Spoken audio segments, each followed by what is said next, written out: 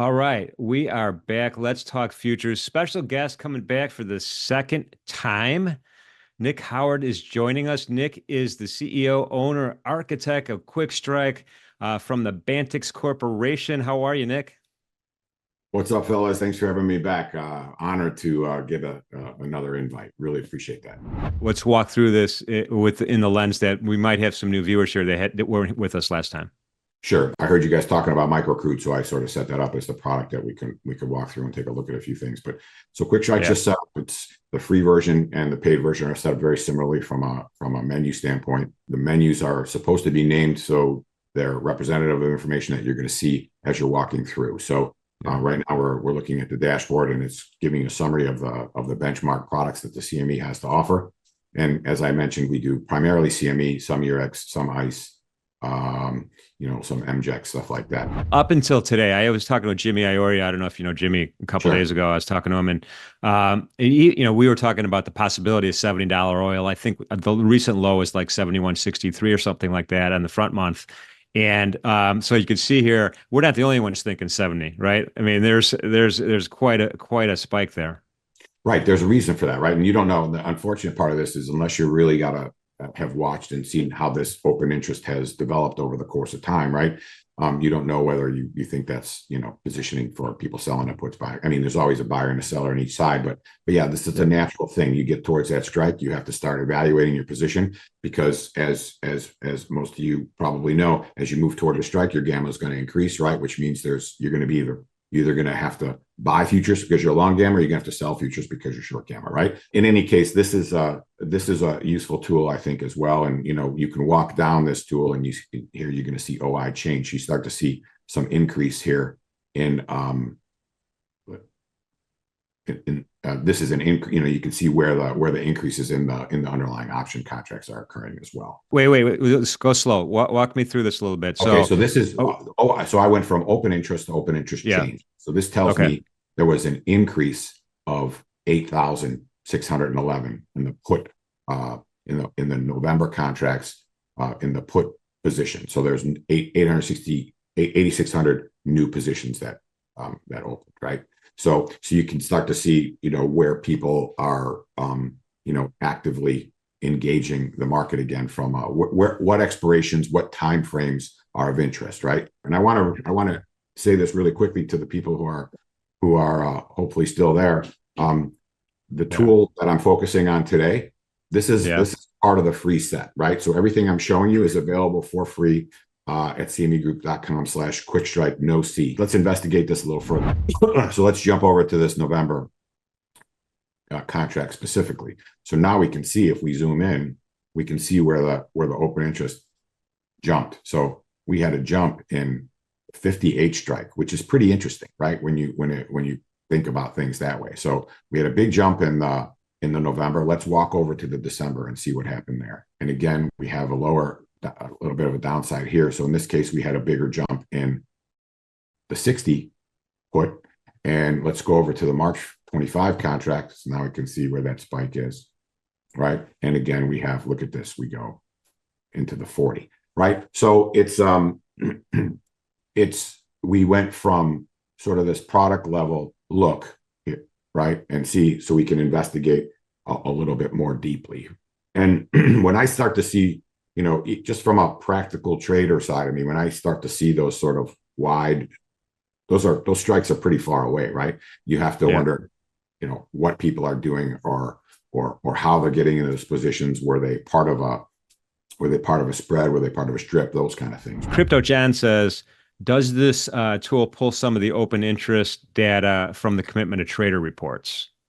Sure. So what I can show you, and because of the way I'm sharing, I can just show you. It won't show a pop-up, but if you go to more tools, there's a COT report. Okay. So the COT report is a report on the positions in the market, right? So it's all baked in as part of it, right? So, but the COT report is going to give you a different breakdown of where all these futures positions are coming from, right? So we don't necessarily put it within the OI of the tool itself, but we have the report that's available. So you can go in there and see, how much of the producers, how much of the distributors, that kind of thing.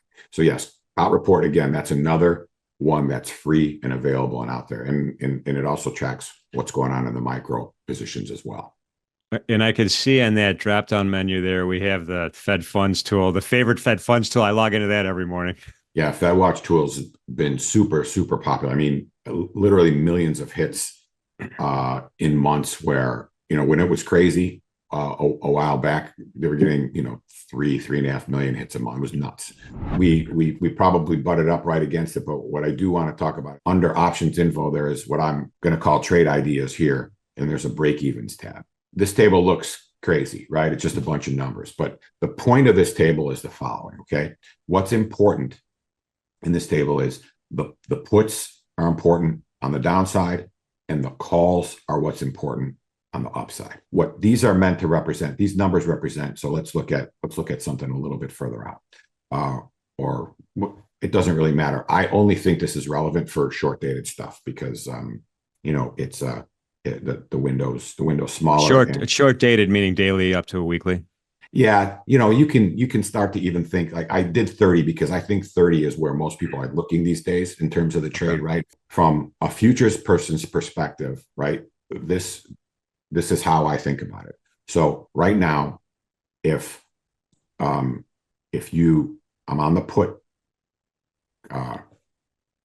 column here right now. If I bought the 4 days to expiration ML4 contract and I hedged it, okay, the market would have to move $1.22 higher in order for me to break even on my purchase of that put. Okay, the point behind that is if we get a chance on the next time we could start here, the point behind it is what you can do is you can use cheap options to buy positions in futures.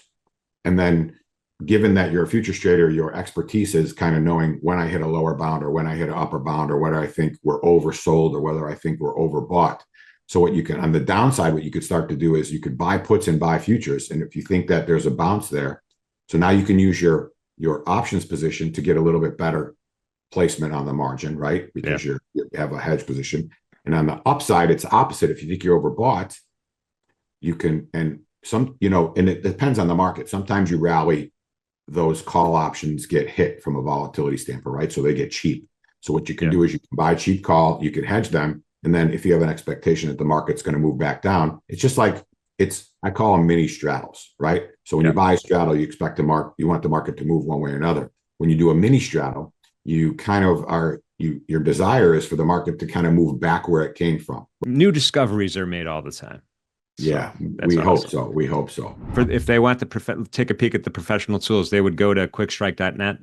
You can probably just go to Bantix.com and there'll be a registration up there, or you reach out to me directly and I can send you the link as well. Yeah. And if all that fails, folks, you could reach out to me directly at learn@NinjaTrader.com and I'll put you together with Nick. Yeah. Thank you for having me. I really appreciate it.